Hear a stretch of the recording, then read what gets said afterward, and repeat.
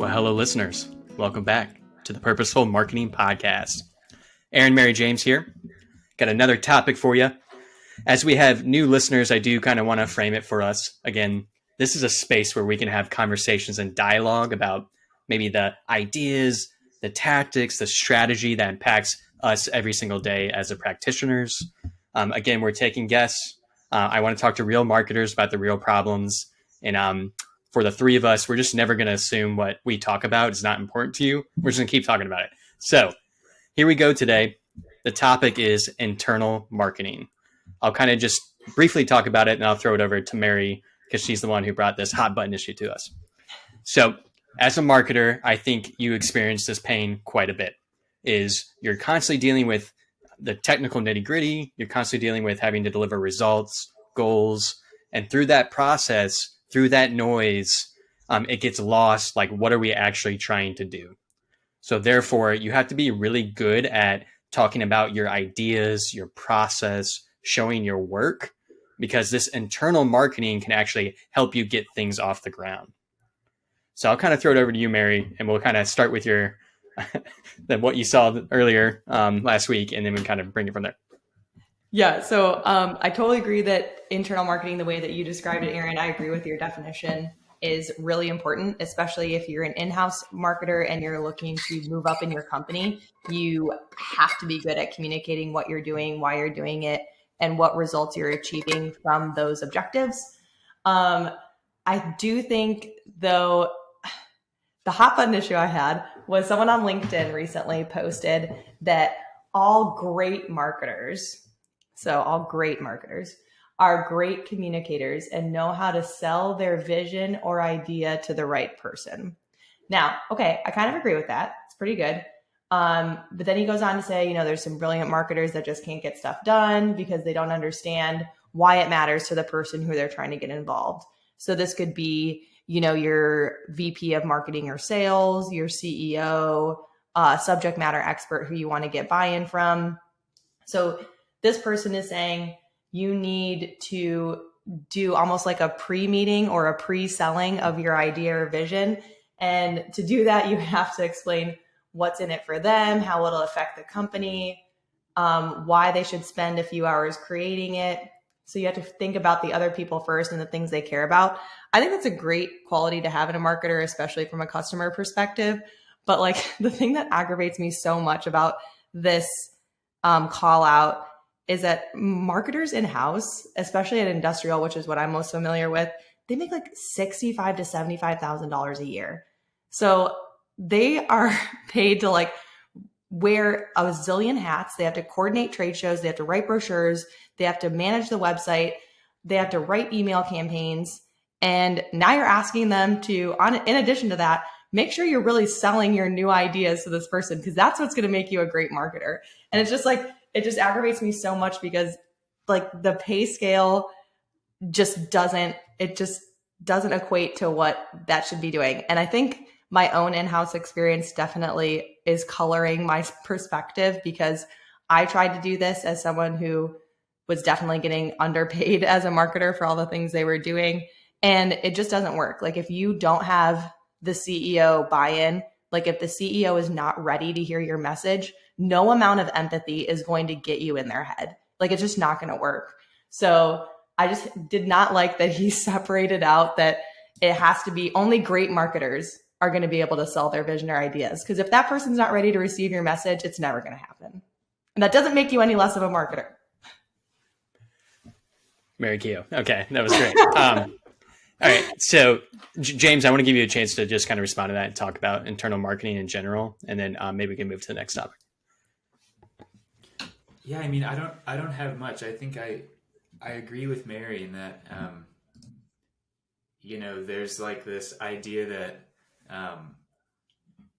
like leadership doesn't have time to understand what they maybe need to understand about what everyone in their company is doing. So you need to be good at synthesizing your work and presenting it to them and showing them what we should be, maybe changes we should be making, XYZ.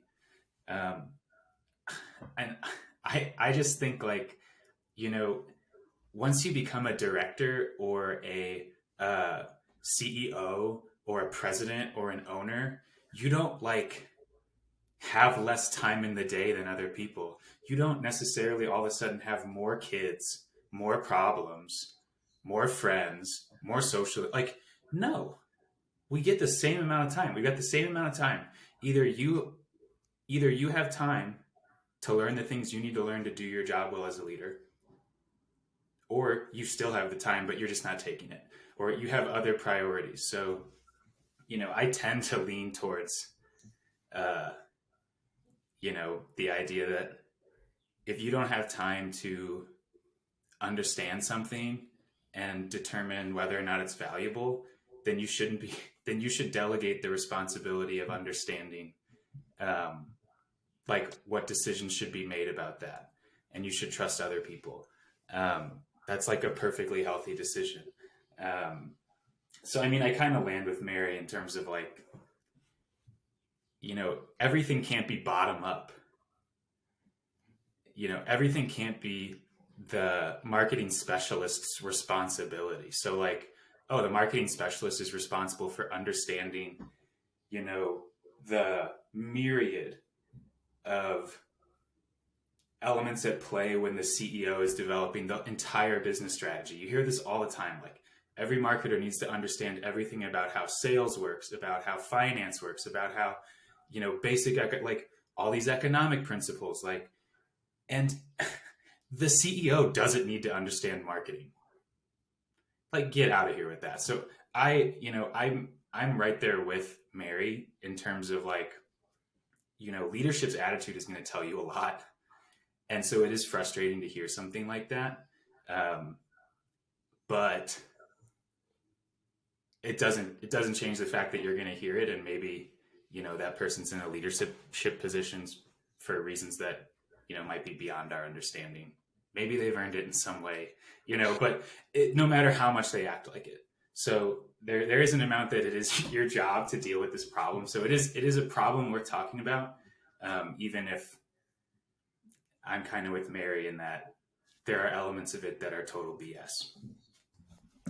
Yeah, I think that's a great deconstruction from both of you. And I think where this goes wrong and what it reminds me of is being in the strategist role. It's, do I need to know everything all the time? Or do I need to be very clear on what I don't know and what I need to learn? And I think that's where internal marketing can become a great process for you to actually start to do it. Because at the end of the day, in some of these examples, like we did an episode on control, not everything's in your control, right? So the CEO doesn't get it, the CEO doesn't get it. But you can always get better at explaining your thinking, showing others why you're going to select something versus not, or do something versus not. I think, again, that's why internal marketing can be so great for you in your career and also make you just a better communicator in general. I think it's interesting for like leadership, kind of what you're saying, James, is I think you have to have very strong, clear vision and be able to articulate that clearly so people can follow it. And I think as marketers like us who maybe really evolved by being very tactical heavy, it's like we really know how to do this tactic very well and proficient, then we get in a leadership role. It's like we cannot explain every single problem through the minute detail of tactics all the time, right? It's got to go a level higher. So people who are not on the same level of you on that particular example can just understand what you're saying. And I think that's really important. I totally agree that this should not be on the marketer's case. Like, this should just not be handed over to marketers and be like, you are the experts on communication, you need to get better at it. I think everyone needs to get better at communication, right? Like, we're all people and we all talk to each other through communication. So I think that's where we can really start to grow and get better. So that it doesn't get lost, I do want to call out and say that I totally agree about, I think what I've noticed is people that struggle to communicate up typically do so because they think they can explain their way out of something. They can explain their way through something and get, well, let me take you deeper. Like, you'll understand this if I take you one step deeper. And when in fact, like, they've just failed to connect the thing they're talking about to the things that, that like, just like the person that Mary's talking about pointed out, like you failed to figure out how this connects to what matters to this person's role. I do think that like, if someone was going to take away like maybe some advice from this, it's probably going to be that thing you said. That's like, try and go one level up. Like just try and take a more 300-foot view of something when you're talking about it or evaluating it on your own. Yeah, I also think, and I'm about to throw it to you, Mary, after I ask this question. So I think what happens, right, is like you are your only job function in marketing. Like I am the paid media guy. So therefore, everything comes from the paid media lens, and I get upset when paid media things happen, right? And like that's how I articulate it. Now, as a strategist, you have to look at everything holistically and be able to talk about that high level. Is there any tips you have doing that, or just things that have worked for you as a strategist? Yeah, I think you were really good at this. I learned a lot from you, Aaron, like shadowing you as a strategist. You're really good at this, like slowly educating people on like what we were reporting on and why it matters. Because in the end, marketing is such a small part of their day-to-day and of their job function that taking a step back and saying, remember why we're doing this, this is what we're doing and why, is super important. So I do like that part of internal marketing, just explaining why the things we're doing are important for the business overall. Where I think it can go wrong is exactly what James said, where instead of like trying to make it simpler and easier for people to understand, you just like over explain it and then you get caught in a rabbit hole, or you try to explain things you don't know about. So, we were talking just before this about AI and ChatGPT. If you don't know anything about it, just say you don't know. Like, I don't know. It's okay to say that. Okay, yeah, that's awesome. I think that's a great point. Is too often with internal marketing, we're trying to explain things that we don't know anything about, and maybe we don't need to do that. So subtract from your communication. Again, you don't need to know everything. Like you just don't. Like no one's asking you to do that. One question for you, James, as again, you're a leader of a department, and sometimes you do have to do internal marketing with other departments to get buy-in to maybe what's best for your team. Do you just have any thoughts on that, or any kind of tips for anyone? I don't know. I think that thinking about something like that from a perspective of marketing is a trap. That's just a trap. I think that when you're talking about like, I don't know, if someone's in a position where maybe they feel like they need to advocate for their team in a way, like when decisions are being made or something like that, if your advocacy feels like marketing, then it's not going to go like you're among your peers. You ought to be able to be very human and vulnerable and communicate in a very open way. And there's something about thinking about that as the same as internal marketing or talking about, your initiatives or how we need to change things or how we present those changes is a little bit different. I think like if I'm worried about, oh gosh, we need to like present these changes in a certain way so that we don't like upset my team or some other team. It's like, we're getting involved too late. Like we need to be making changes with people in mind.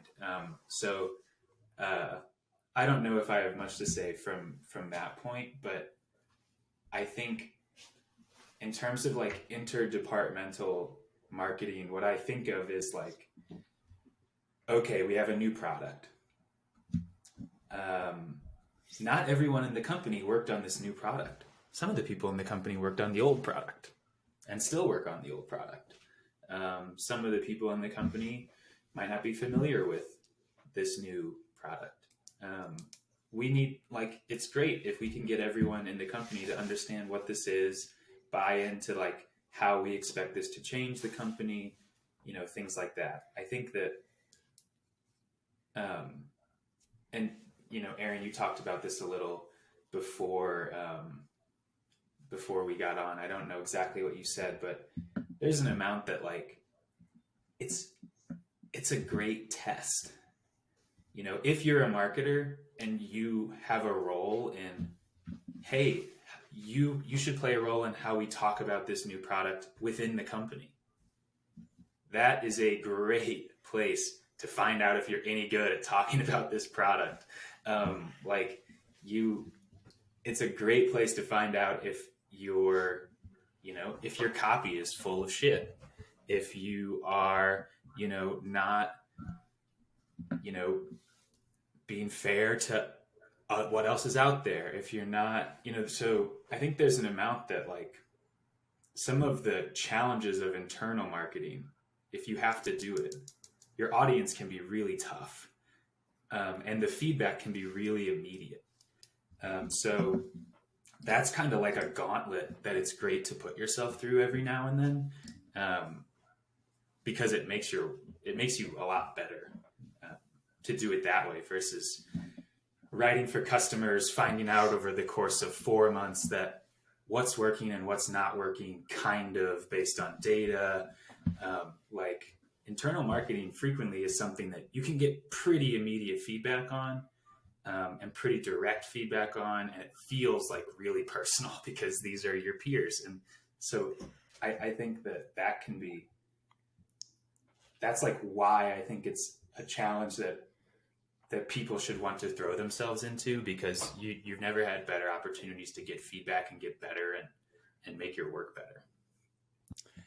Yeah, I love that James separated internal marketing from just internal communication. I think that that point should not be lost. Like there's a huge difference between just being able to communicate well with your peers versus like educating someone on a new product, getting buy-in on a marketing initiative. Like that's very important. I wanted to make sure that point didn't get lost. Totally. Let's talk about feedback, because I think if you go on and get good at internal marketing, you have to be exceptional at feedback. And I think in two ways. Like one is I will do the empathy route too. But the first way is kind of what James is saying, is just practicing stuff and getting feedback. Again, that's why I'm a huge proponent of recording looms. I recording myself all the time. That's how I got better at public speaking. I got immediate feedback from those videos and people told me if they're good or not. Right. So I think that's one, is like show your work, get constant feedback. And if you're not doing that, you're probably working in a silo and people don't really understand what you're doing. So that's a place you don't want to be. And I think the empathy component is we often forget to ask others how they're feeling. And I think when we get into this zone and flow of work, especially as all of us are remote here, it's like you just jump in, like, let me start this tactic. Let's start talking about this report. It's great to take that step back and just say, wait, how do you feel? Because you do have to understand emotions if you're going to get better at internal marketing and communication in general. I think that's something I've been trying to improve on too, because you just dive right in. You're like, the results will speak for itself, but they still have to feel good about them. Like if the world ran by logic, it'd be a much different place, right? So I think emotions definitely can help you. And if you understand empathy, they'll help you in internal marketing as well. All right. So where do we want to take this? Internal marketing. I think we really talked about what it is, how you can get better at it, where it gets wrong. Any last minute tips for the listeners? I would say when I was doing internal marketing, when I was in-house at an industrial company as a marketing specialist, it was not difficult. So I hear a lot of feedback on, I can't get my SMEs to cooperate. I can't get them to take this seriously. I can't get my CEO to get buy-in. I did not have an issue with this because I found the right people. So I didn't have to sell anything. I didn't have to tell them what was in it for them. As soon as I told them what my idea was, or they even brought me into an idea, just knowing that I was someone who could get stuff done, might have been a bit more visionary than anybody else in the company. Like it wasn't hard. So I think that's another thing that kind of ticked me off about that post, is like, it made it seem so difficult to do internal marketing when my experience was internal marketing done right wasn't difficult. Like I didn't have to sell anyone because I found the people who got it, or the people who got it found me. And the only time I did have an issue was the time that I told you guys where it was difficult because the CEO or my marketing leader specifically wasn't ready to hear my message. Like they just weren't. And I tried a few times. And once I realized this is just, a rock and a hard place, like just stop, don't make your life any harder. You're not getting paid enough to make your life that difficult. Okay, I think an important point you have, and I'll throw it to James, is timing can be a part of internal marketing. And I am a bad culprit of this. Is like, is this the right time to say this thing? Like, you may know that we need to fix something, so you try to point it out now. I think that can hurt internal marketing, right? Is you have to be really good at, is this the right time to say this thing? And that will help you out. James, do you have any comments on internal marketing before we wrap up? Not really. I do think that it's worthwhile whenever you're performing any activity or thinking about performing an activity or doing R&D into something, thinking about like what its actual value is. Why is this valuable? What is my immediate goal? Is that the goal of my department? Is that the goal of X, person that oversees my department? Is that, how is this actually impacting like the ecosystem that is my company? If you are doing that all the time, if you're evaluating your work like that all the time, it becomes pretty natural to be able to find the right person, find the person who gets it that you need buy-in from, but also to communicate about a project to that person in the right way, without adding a ton of work to your plate or without, forcing yourself to get super tactical without, I think that having that understanding is just a good exercise, and you don't have to be good at it right away. I think the thing that Mary and I both would push back on is that guy's assertion that, this is part of your responsibility and this is part of what will make you good at your job. It's really not. You can do your job without new ideas. But it is a really